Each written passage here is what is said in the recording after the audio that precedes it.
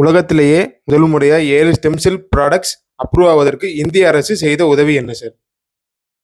India தான் உலகத்தில் 7 விதமான வியாதிகளுக்கு ஸ்டெம் செல் தெரப்பியை அப்ரூவ் பண்ணியிருக்கு.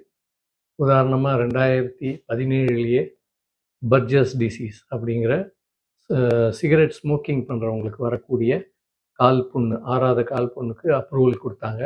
அது 2020 அந்த ப்ராடக்ட் அவைலபிளாக இருக்குது.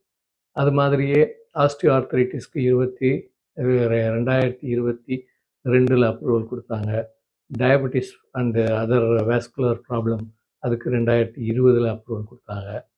இப்படி அதே மாதிரி hair regeneration, skin regeneration, under eye dark circles இதற்கும் stem cell therapy condition medium approval கொடுத்தாங்க.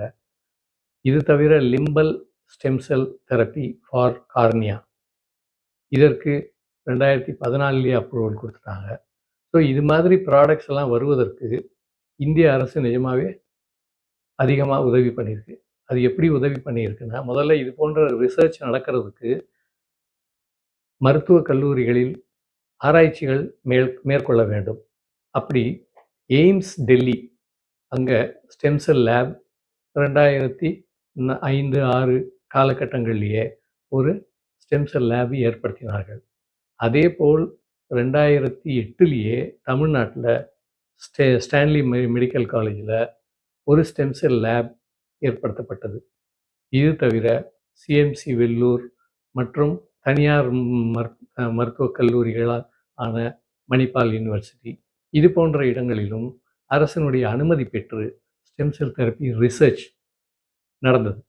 இப்போ இந்த அரசு மற்றும் தனியார்களில் நடந்த இந்த ஸ்டெம் செல் தெரப்பி ரிசர்ச்சினுடைய விளைவு தான் இன்றைக்கி இவ்வளவு ப்ராடக்ட்ஸ் இந்தியன் பேஷண்ட்ஸ்க்கு, இந்தியன் டாக்டர்ஸ்க்கு அவைலபிளாக இருக்குது.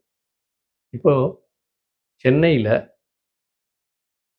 Madras medical college, Stanley medical college இந்த 2 காலேஜ்லேயுமே இந்த இரத்த நாளங்களில் அடைப்பு ஏற்பட்டு கால் புண்ணு காலை அகற்ற வேண்டிய ஒரு சூழ்நிலை.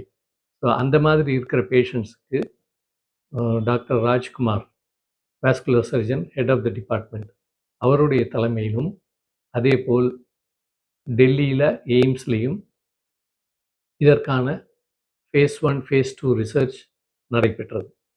இவர்கள் செய்த ரிசர்ச்சின் அடிப்படையில் தான் ஃபேஸ் 3 ரிசல்ட் முடிந்து இந்த ப்ராடக்ட்ஸ் 2017-2020 அரசு அனுமதியோடு இன்னைக்கு பேஷண்ட்ஸ்க்கு அவைலபிளாக இருக்குது.